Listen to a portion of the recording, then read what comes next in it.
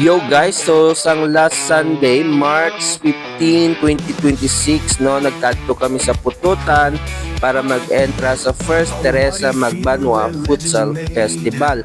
Kag diri guys, tungod nga hangover pa aton mga player, ay layo pa mong gimbiyahian from Rojas City to Pututan.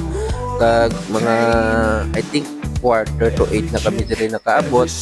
So, ang first two games namon between sa Capiz United kag Isat Football Club. So naperde gid kami dire kag hindi lang perde, natambakan gid kami.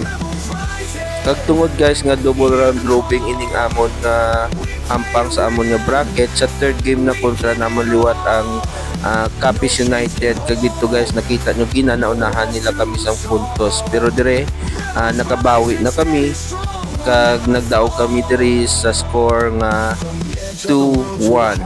Kag sa fourth game na kontra namon liwat ang yun Isat Football Club. Kag diri guys, so sa last 3 minutes na lang siya na puntusan nila kami, kag abi ko gani pierde ng amon nga team. So luckily last 1 minute, no, nakascore pa diri ang atong player kag na-draw namon diri ang ampang.